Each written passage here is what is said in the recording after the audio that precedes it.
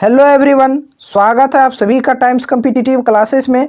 आज की इस क्लास में एसएससी जीडी एग्ज़ाम 2021 में जो मैथ के सवाल पूछे गए हैं उन्हीं प्रश्नों का सॉल्यूशन आपको कराने वाला हूं, जो कि इस बार एसएससी जीडी एग्ज़ाम 2022-23 के लिए बहुत ही ज़्यादा इम्पोर्टेंट रहने वाली है। मैं हर एक सवाल को एक नए तरीके से सॉल्व करने का तरीका बताऊँगा जो आपको एग्ज़ाम में बहुत ही काम देगा। तो आइए आज के सवाल को हम स्टार्ट करते हैं और देखते हैं कि पहला सवाल क्या है। और स्टार्ट करने से पहले जो भी अभी तक चैनल को सब्सक्राइब नहीं किए, चैनल को जरूर सब्सक्राइब कर दीजिएगा और बेल आइकन को प्रेस कर दीजिएगा। तो देखिए सवाल क्या है।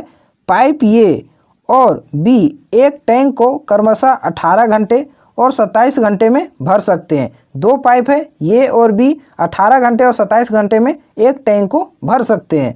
आगे बोला गया है यदि दोनों पाइपों को प्रति घंटे एक के बाद एक क्रमिक रूप से खोला जाता है, यानी हर एक घंटे में एक पाइप को खोला जा रहा है, फिर अगले घंटे में दूसरे पाइप को खोला जा रहा है, ऐसा आपसे कहा गया है। और एक समय में एक ही पाइप को खोला जाता है, यानी पहले घंटे एक ही पाइप काम करेगा, फिर अगले घंटे अगली पाइप काम करेगा। इस प्रकार से इसमें काम हो रहा है।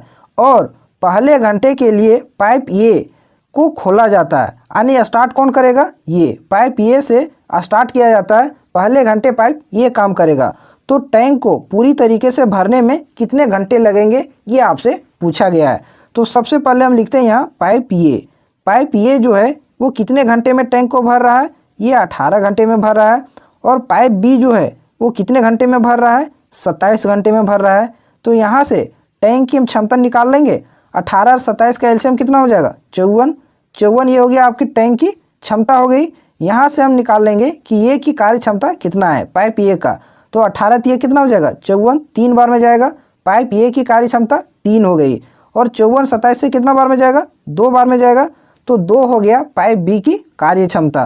अब यहाँ आप समझिए कि पहले घंटे ये आपका काम कर रहा है, पहले घंटे ये काम करेगा, उसके बाद बी। यहाँ हम लिखते हैं कि फर्स्ट 1 आवर में ये काम करेगा, उसके बाद अगले घंटे में बी काम करेगा, फिर से अगले घंटे आपका ये काम करेगा, फिर से अगले घंटे में बी आपका काम करेगा।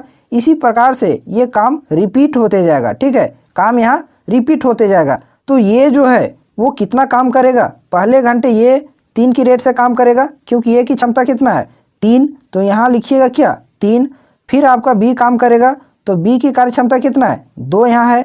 फिर आपका ये काम करेगा, तो ये की कार्य क्षमता कितना? 3। फिर से बी काम करेगा, तो बी की कार्य क्षमता 2। इस प्रकार से ये रिपीट होते जाएंगे। ठीक है, इसलिए आप यहाँ लिखिए क्या? घंटा। यहाँ लिखिए आप क्या? घंटा। एक नया तरीका आपको हम बता रहे हैं। और यहाँ आप लिखिए क्या? काम। यहाँ हम लिख लिए क्या? काम, वर्क लिख लिए। अब इसको यहाँ समझिए आप कि इसको हम किस प्रकार से लिख सकते हैं। पहले घंटे ये काम कर रहा है, फिर दूसरे घंटे बी काम कर रहा है, यानी कि 2 घंटे में कितना काम हो जा रहा है? यहाँ लिखिए 2 घंटे में कितना काम हो जा रहा है? 3 ये करेगा और 2 बी करेगा, यानी 2 घंटे में आपका काम हो जा रहा है कितना? 5। ठीक है, तो इस काम को 5 को इस हम 54 के नज़दीक कैसे ले जा सकते हैं? क्योंकि कुल काम कितना है? 54, और 54 काम करना है तो काम में हम कितना गुना कर दें कि ये 54 के नज़दीक हम चल जाएंगे। ठीक है, 54 के हम नज़दीक जा सकते हैं, उसके आगे नहीं। तो अगर यदि इस 5 काम में अगर यदि हम 10 को गुना कर देंगे तो कितना काम हो जाएगा? आपका 50 काम हो जाएगा। 50 काम। जब 10 हम इधर से गुना किए तो घंटा में भी आपको 10 से गुना करना पड़ेगा। ठीक है, तो 10 दूना क्या हो जाएगा? 20। 20 घंटे में आपका कितना काम हो जा रहा है? 50 काम हो जा रहा है। ठीक है, तो यहाँ आप देखिए काम कितना है? कुल काम आपका है 54। तो 54 में से 20 घंटे में आपका 50 काम हो गया, तो 50 काम को आप घटा दीजिए। काम कितना बच गया? 4 काम बच गया। 4 काम बच गया। अब यहाँ कौन फिर काम करेगा?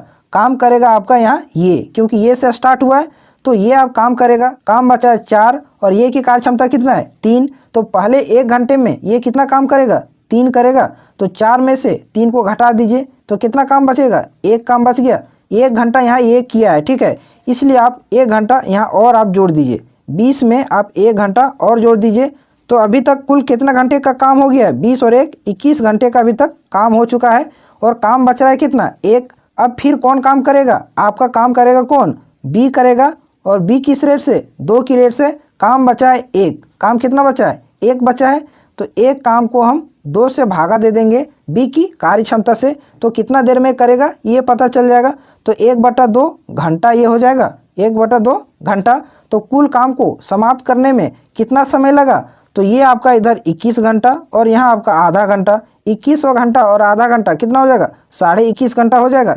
21.1/2 घंटे में कुल काम आपका समाप्त हो जाएगा। ऑप्शन नंबर कौन सा है, ऑप्शन नंबर 2 इस क्वेश्चन का सही आंसर है। आई होप ये सवाल आपको अच्छे से समझ में आया होगा। अब आते हैं अगले सवाल पर, नेक्स्ट क्वेश्चन पर। अगर फिर भी आपका कोई डाउट रहता है तो कमेंट करके ज़रूर बताइएगा, मैं उसका ज़रूर रिप्लाई दूंगा।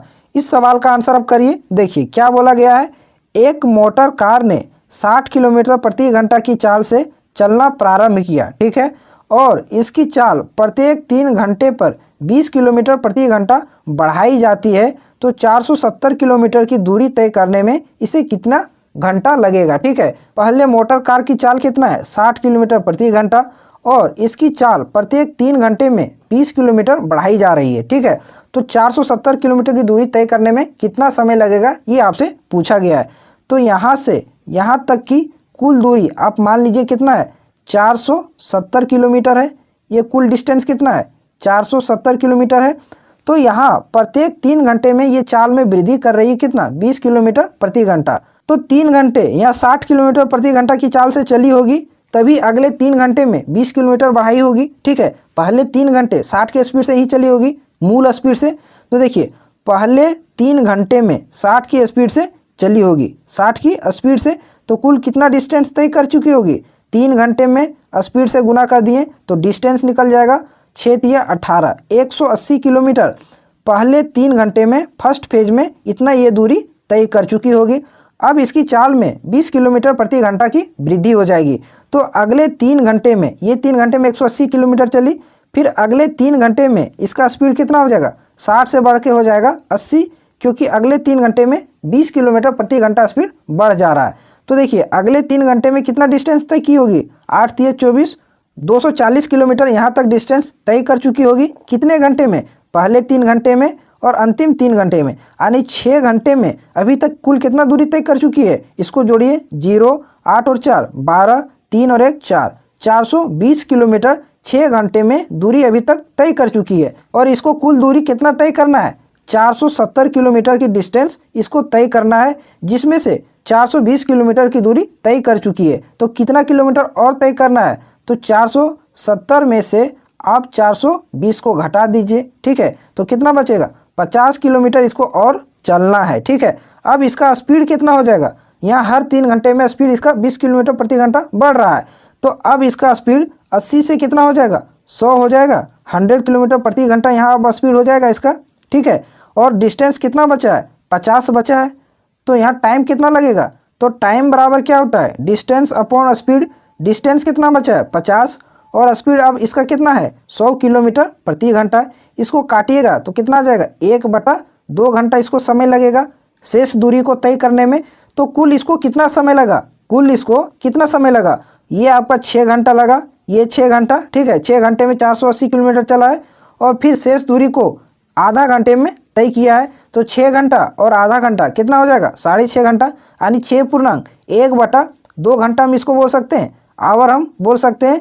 तो 470 किलोमीटर की दूरी तय करने में मोटर कार को कितना समय लगेगा, 6.5 घंटा लगेगा। ऑप्शन नंबर 2 इस सवाल का सही आंसर हो जाएगा। मैंने हर एक लाइन को आपको तोड़ के बताया है ताकि आपको अच्छे से समझ में आए। अब आते हैं अगले सवाल पर, नेक्स्ट क्वेश्चन पर। अगर आपको ये क्लास अच्छी लग रही हो तो वीडियो को जरूर शेयर कीजिएगा, साथ में वीडियो को जरूर लाइक कीजिएगा। अब इस सवाल का आंसर करिए। देखिए क्या बोला गया है, 2 मित्र ए और बी एक व्यवसाय में 3:4 के अनुपात में निवेश करते हैं। 2 फ्रेंड हैं ए और बी 3 और 4 के अनुपात में एक बिजनेस में इन्वेस्ट करते हैं। आगे बोला गया है ए ने 2 महीना पहले अपना हिस्सा वापस ले लिया। 1 वर्ष के अंत में कुल लाभ 2600 था, तो ये का लाभ में हिस्सा क्या है ये आपसे पूछा गया है।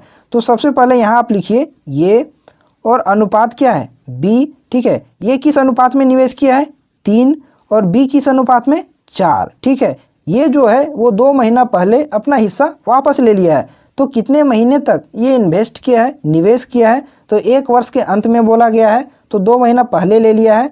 यानी कि ये जो है वो 10 महीने तक निवेश किया है, तो 10 से इसको गुना कर दीजिए, ए की राशि में 10 से गुना कर दीजिए, तो 10 महीने में ये कितना निवेश किया है ये पता चल जाएगा। और बी के बारे में कुछ नहीं बोला है, यानी कि बी आपका 12 महीने तक निवेश किया है, तो यहाँ से ए और बी के लाभ के हिस्से का अनुपात निकल जाएगा।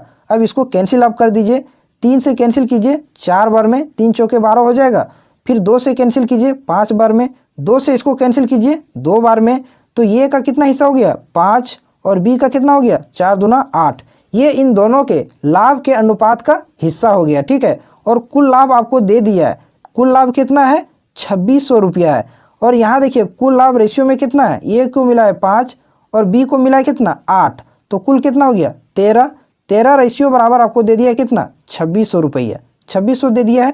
तो 1 रेशियो बराबर कितना हो जाएगा, 1 रेशियो बराबर 13 दूना 26, 200 हो गया। और आपसे क्या पूछा है कि लाभ में ये का हिस्सा कितना है, तो 1 रेशियो बराबर 200 आ गया। तो ये को कितना मिला है 5 रेशियो मिला है, तो 5 रेशियो बराबर कितना हो जाएगा, तो 200 में 5 से गुना कर दीजिए, 5 दूना कितना हो जाएगा 10 पर आपका 2 जीरो, यानी कि ये को कितना हिस्सा मिला है 1000। ऑप्शन नंबर 4 इस सवाल का सही आंसर हो जाएगा। अगले सवाल पर आते हैं, नेक्स्ट क्वेश्चन पर, इसका आंसर करिए। देखिए क्या बोला गया है, 2 लंबवृत्तीय शंकुओं सी और डी की त्रिज्याओं का अनुपात 2:3 है। 2 लंबवृत्तीय शंकु हैं सी और डी, जिसकी त्रिज्या का अनुपात आपको दे दिया है 2:3 और इनकी ऊंचाइयों का अनुपात 3:2 है। तो आपसे क्या पूछा है, शंकु डी के आयतन का शंकु सी के आयतन से अनुपात क्या है, ये आपसे पूछा गया है। तो यहाँ आप लिखिए शंकु डी और यहाँ लिखिए क्या शंकु सी, इन दोनों के आयतन का अनुपात आपसे पूछा है। तो शंकु का आयतन क्या होता है 1/3, आपको पता होगा क्या होता है 1/3 पाई आर स्क्वायर एच होता है। शंकु का आयतन क्या होता है 1/3 पाई आर स्क्वायर एच। इधर भी आपका वही हो जाएगा 1/3 पाई आर स्क्वायर एच हो जाएगा। अब देखिए इसमें क्या कीजिए, दोनों साइड 1/3 पाई कॉमन है, तो इसको कैंसिल कर दीजिए, 1/3 पाई कैंसिल कर दीजिए, यहाँ भी 1/3 पाई कैंसिल कर दीजिए। अब यहाँ से आर का मान रख दीजिए। पहले डी देखिए, डी की त्रिज्या का अनुपात कितना है, डी की त्रिज्या दूसरा वाला ये 3, डी की त्रिज्या कितना है 3, तो 3 का यहाँ क्या हो जाएगा स्क्वायर इंटू एच, तो डी का हाइट कितना है ऊंचाई ये है 2 वाला, तो यहाँ हो जाएगा गुना क्या 2 अनुपात इधर आर का स्क्वायर। तो शंकु सी की त्रिज्या कितना है ये आपका 2, शंकु सी की त्रिज्या कितना है 2, तो यहाँ लिखिए आप क्या 2 का स्क्वायर इंटू एच, तो शंकु सी की ऊंचाई कितना है 3 है, तो गुना आप कर दीजिए क्या 3। अब इसको कैंसिल कीजिए, यहाँ हो जाएगा आपका 3 3 9 और गुना क्या हो जाएगा 2 अनुपात 2 का स्क्वायर यहाँ 4 हो जाएगा और गुना 3 हो जाएगा। अब इसको कैंसिल कीजिए, 3 से इसको कैंसिल कीजिए 3 3 9 हो जाएगा, 2 से इसको कैंसिल कीजिए 2 बार में 2 दूना 4, तो रेशियो आपका क्या आ गया 3:2, 3:2 आ गया शंकु डी और शंकु सी के आयतन का अनुपात। ऑप्शन नंबर 1 इस सवाल का सही आंसर हो जाएगा। ये फार्मूला बेस्ड सवाल था, अगर शंकु का आयतन आपको पता होगा तो इस सवाल को आप चुटकियों में सॉल्व कर सकते हैं। अब आते हैं अगले क्वेश्चन पर, नेक्स्ट सवाल पर, इसका आंसर करिए। देखिए क्या बोला गया है, रोहित एक कार्य को 32 दिन में पूरा कर सकता है, जबकि राज स्वयं इस कार्य को 48 दिनों में पूरा कर सकता है। तो यहाँ हम लिखते हैं रोहित जो है वो काम करेगा, तो काम कितने दिनों में ये समाप्त कर रहा है, ये आपका कर रहा है 32 दिन में। और अगर यदि राज अगर खुद काम करेगा तो राज कितने दिनों में समाप्त कर रहा है इसी काम को 48 दिनों में। आगे पढ़िए, उन्होंने एक साथ कार्य करना प्रारंभ किया, किंतु कार्य समाप्त होने से 8 दिन पूर्व रोहित चला गया, यानी काम ये दोनों साथ में शुरू किए हैं, लेकिन काम समाप्त होने से 8 दिन पहले रोहित ने काम को छोड़ दिया है। तो सबसे पहले हम यहाँ कुल काम निकाल लेते हैं, 32 और 48 का एलसीएम कितना हो जाएगा 96 हो जाएगा, 96। तो यहाँ से देखिए रोहित का कार्य क्षमता कितना हो जाएगा 32 तिया कितना हो जाएगा 96, और राज की कार्य क्षमता 48 दूना 96, 2 राज की कार्य क्षमता होगी। अब देखिए लास्ट में क्या बोला है कि काम समाप्त होने से 8 दिन पूर्व रोहित जो है वो चला गया है।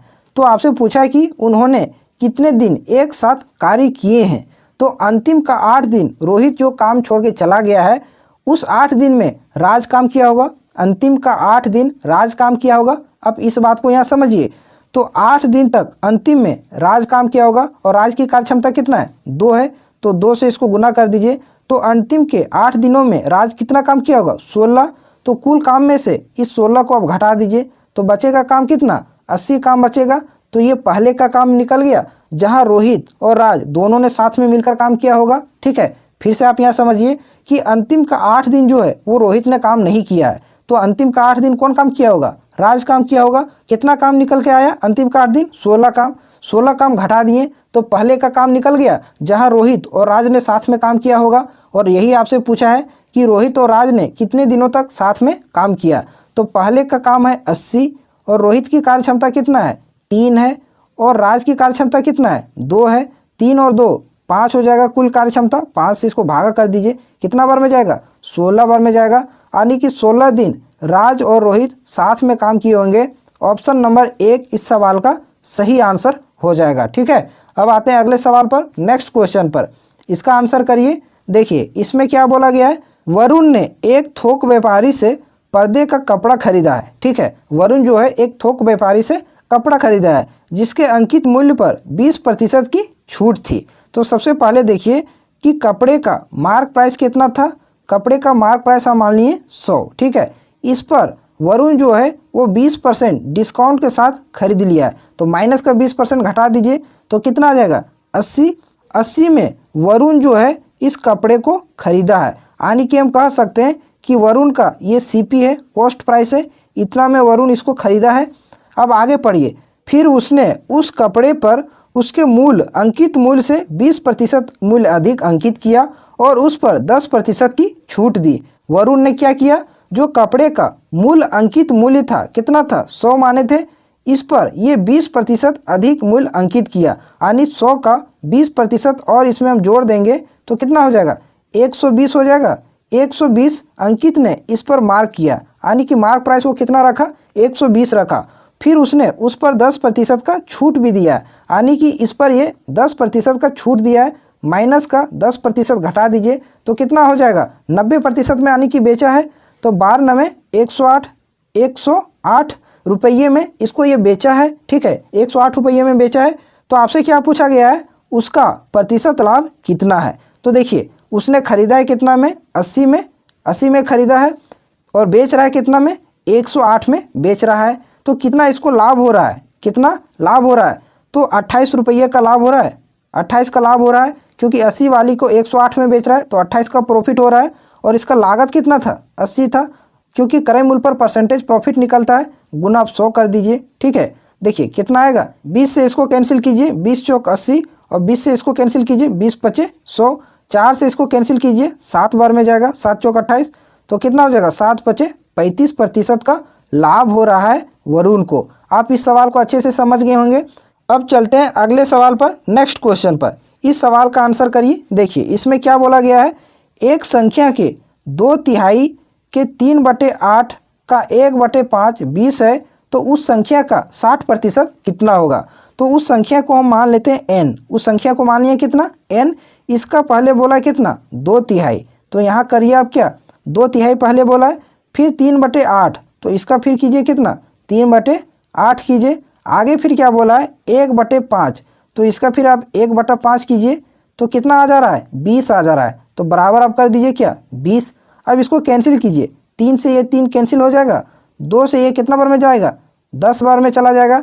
तो n बराबर, यानी नंबर बराबर कितना आ जाएगा? ये 8 पचे 40 और 10 में गुना हो जाएगा, तो 400 आपका आ जाएगा। 400 संख्या थी, तो आपसे पूछा गया है कि उस संख्या का 60% कितना है।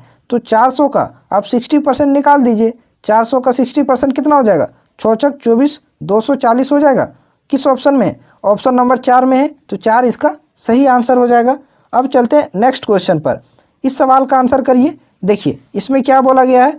एक निश्चित धनराशि के लिए 2 वर्षों का साधारण ब्याज 80 रुपया है और उसी अवधि के लिए और उसी ब्याज दर पर चक्रवृद्धि ब्याज कितना है? 85 रुपया है। तो आपसे पूछा गया है वार्षिक ब्याज दर कितनी है। ठीक है, 2 वर्षों का SI और 2 वर्षों का CI दे दिया गया है। आपसे पूछा क्या? रेट आपसे पूछा गया है।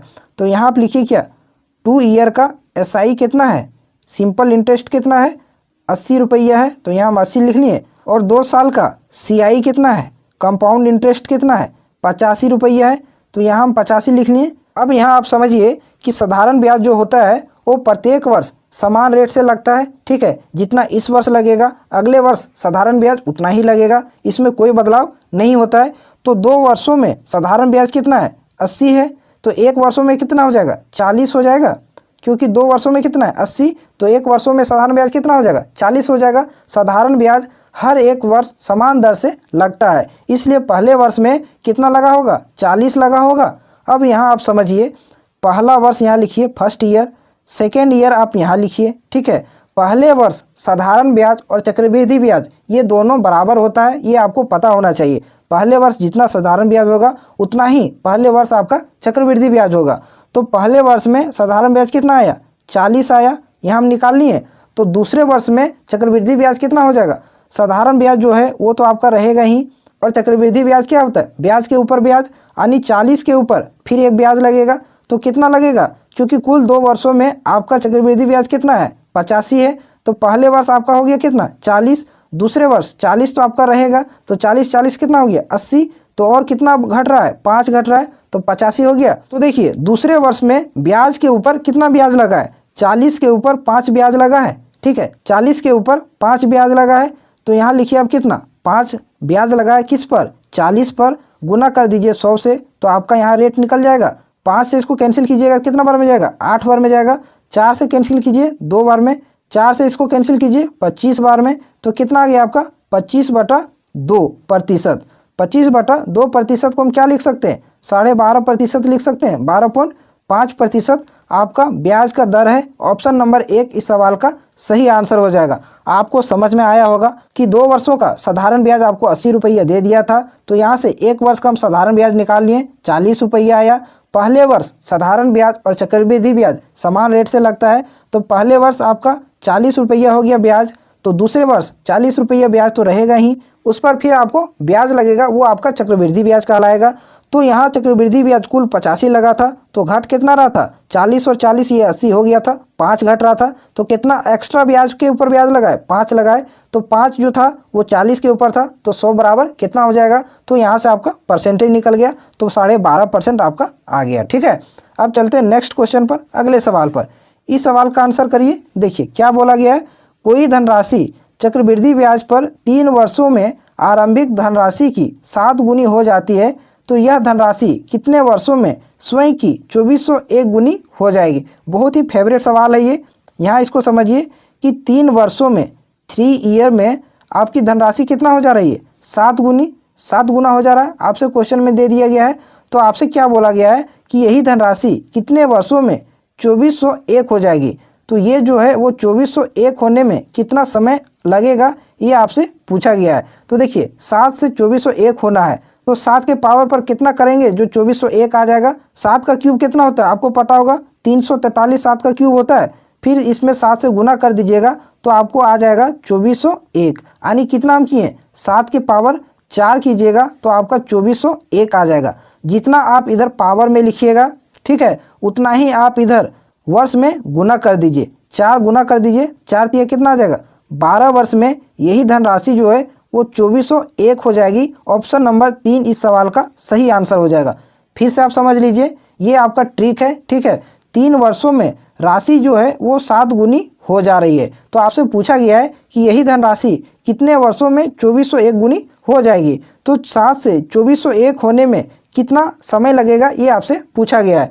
तो 7 का पावर में लिखिएगा तो 2400 कितना बार में आएगा, तो 7 का पावर 4 आप कीजिएगा तो आपका 2401 आ जाएगा। जितना आप इधर पावर में लिखिएगा उसी को आप वर्षों में इधर गुना कर दीजिएगा तो आपको निकल के आ जाएगा कि कितने वर्षों में ये राशि 2401 हो जाएगी। तो कितना आया 12 वर्ष। तो 12 वर्ष इस सवाल का सही आंसर हो जाएगा।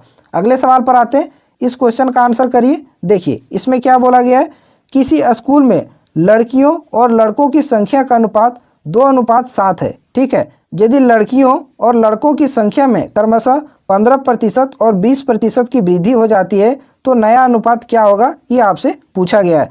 तो यहाँ हम लिखते हैं G फॉर गर्ल और यहाँ लिखते हैं B फॉर बॉय ठीक है। इनका रेशियो कितना है 2:7 आपको दे दिया गया है ठीक है। लड़कियों की संख्या में कितना वृद्धि हो रहा है 15%, तो यहाँ इसको 15% बढ़ा दीजिए तो 2 का 15% बढ़ाएंगे यानी कि 115% हो जाएगा ठीक है। 15% आपको इंक्रीज करना है। इसको प्रतिशत को प्रतिशत में ही रहने दीजिए। रेशियो अनुपात यहाँ लिखिए, लड़कों में कितना बढ़ाना है 20%, ठीक है। तो 7 का 20% आप बढ़ा के लिखिए तो कितना हो जाएगा 120% हो जाएगा। 120%, इस प्रतिशत से प्रतिशत को कैंसिल कर दीजिए दोनों साइड, हमको अल्टीमेटली रेशियो चाहिए। तो परसेंटेज से परसेंटेज कैंसिल हो जाएगा, ये परसेंटेज कैंसिल हो गया। अब इसको फिर से कैंसिल कीजिए, 5 से इसको कैंसिल कीजिए, 5 दूना 10, 1 हो गया 15, 5 दिया 15, यहाँ भी 5 से कैंसिल हो जाएगा, कितना बार में 24 बार में 120 चला जाएगा। फिर देखिए और कैंसिल होगा क्या, 2 से ये कैंसिल हो जाएगा, 24 कितना बार में 12 बार में। तो इधर क्या बचा जी साइड में यानी गर्ल साइड में 23 बचा, अनुपात बॉय साइड में कितना बचा 7 और ये 12, 7 गुना 12 कितना हो जाएगा 84।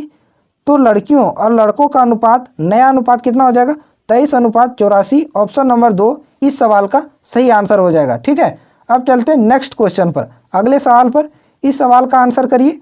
देखिए इसमें क्या बोला गया है, एक व्यक्ति अपनी आय का 12% बचाता है, 1 वर्ष के बाद उनकी आय में 25% की वृद्धि होती है, लेकिन वह अभी भी उतना ही राशि बचा पाता है, तो उसके व्यय में कितने प्रतिशत की वृद्धि हुई है, ये आपसे पूछा गया है।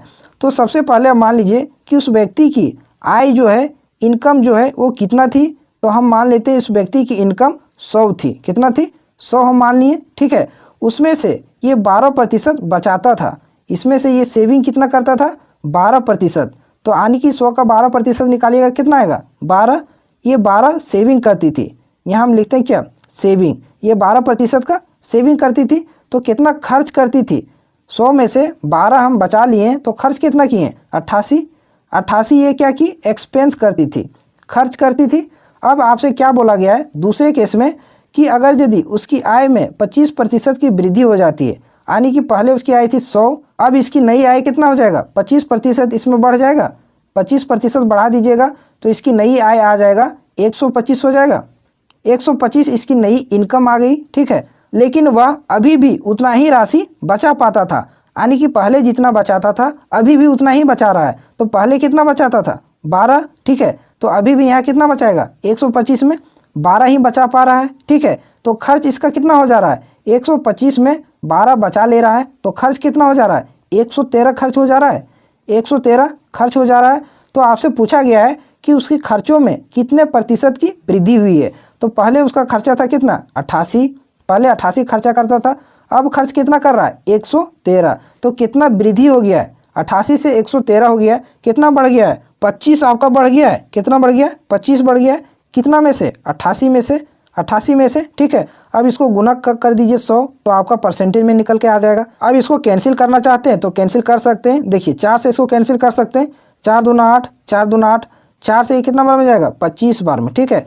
तो 25 गुना 25 कितना हो जाएगा 625। 625 को भागा कर दीजिए आप किससे 22 से, तो कितना बार में जाएगा 2 बार में लगाइए, 22 दूना 44 हो जाएगा, ठीक है। कितना बचेगा 8 और यहाँ बचेगा आपका कितना 1 18 और ये 5 आपका यहाँ उतर जाएगा 185 हो जाएगा। 8 बार में लगाइए, 22 80 कितना हो जाएगा 8 दूना 16, 8 दूना 16 1 17, 176 हो जाएगा।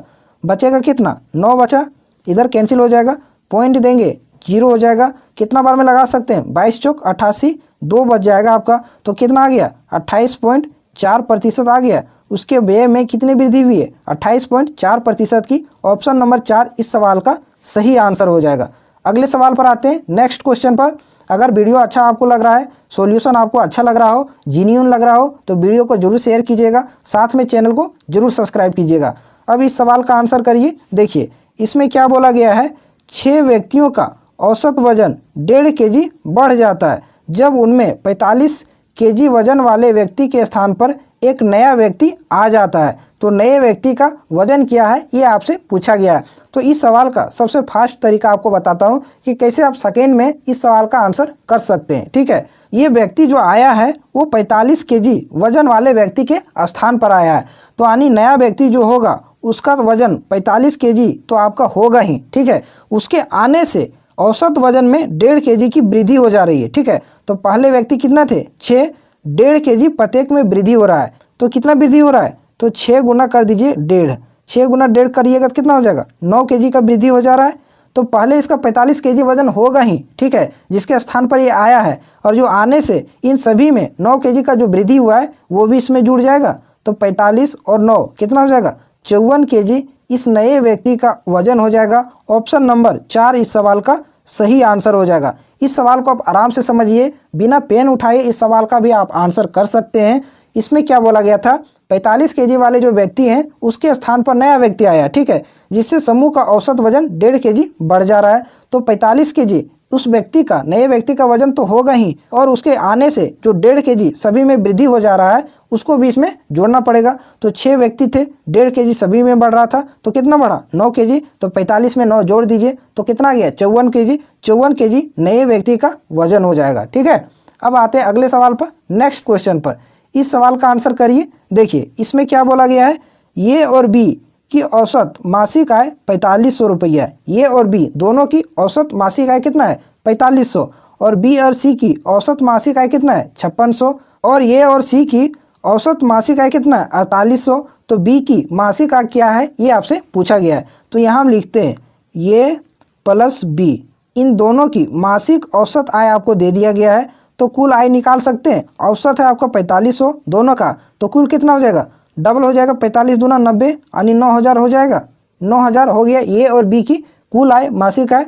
फिर उसी तरीके से बी और सी का निकाल लेंगे, बी प्लस सी, इन दोनों का भी औसत दे दिया है कितना, 5600। तो दोनों का कुल कितना हो जाएगा, 56 दूना 112 हो जाएगा, पर आपका 2 जीरो, बी और सी का कुल हो गया।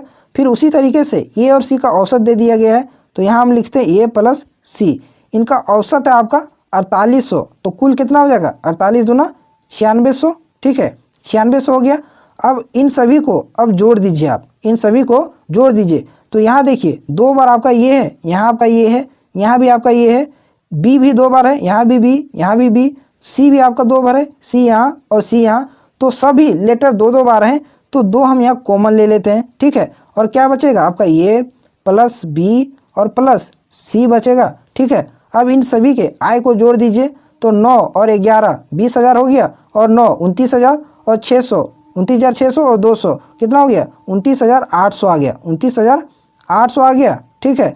अब इसको कैंसिल कीजिए, देखिए 2 से आपका ये कैंसिल हो जाएगा, कितना बार में जाएगा, 14 दूना 28 हो गया, 1 हो गया, 18 हो गया, 9 दूना 18 यानी कि 14,900 आ गया। ये प्लस बी प्लस सी, इन तीनों की मासिक आय कितना आ गया, 14,900 आ गया है। तो आपसे क्या पूछा गया है, बी की मासिक की आय क्या है ये आपसे पूछा गया। तो तीनों का आपको पता है 14,900 है, तो आपको बी का चाहिए। तो इसका ए का और सी का अगर निकाल देंगे तो बी का बच जाएगा।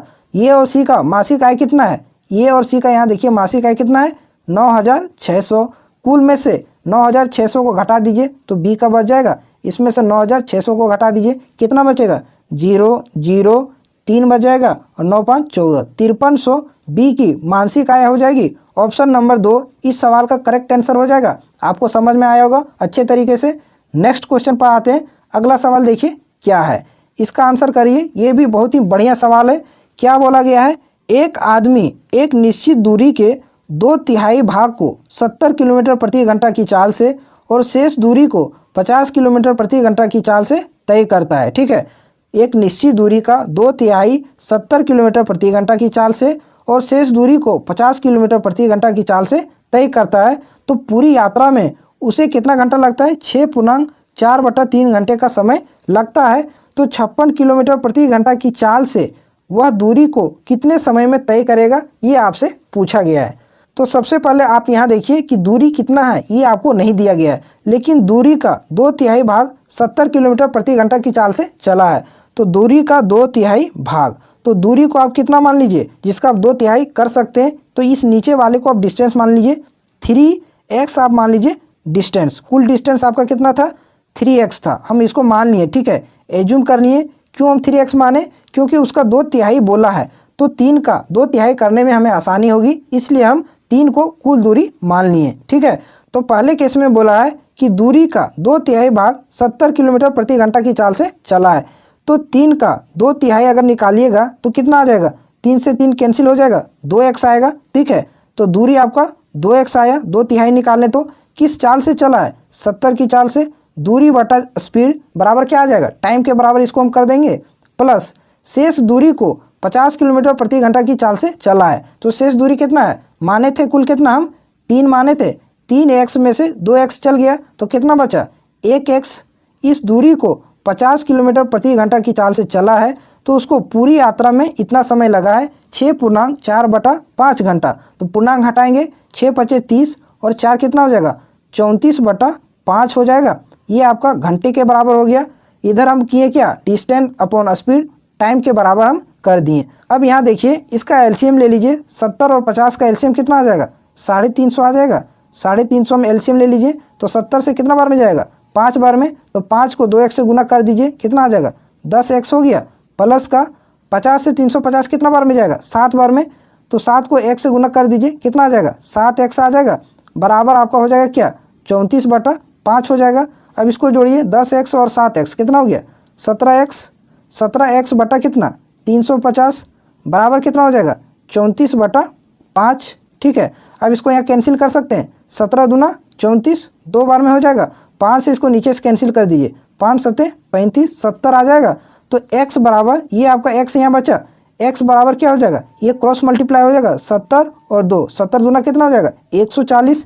तो x बराबर कितना किलोमीटर आ गया, 140 किलोमीटर आ गया। तो आपसे क्या पूछा गया है कि वही दूरी को 56 किलोमीटर प्रति घंटा की चाल से चलेगा तो कितना समय लगेगा। तो x बराबर आपका आया कितना, 140।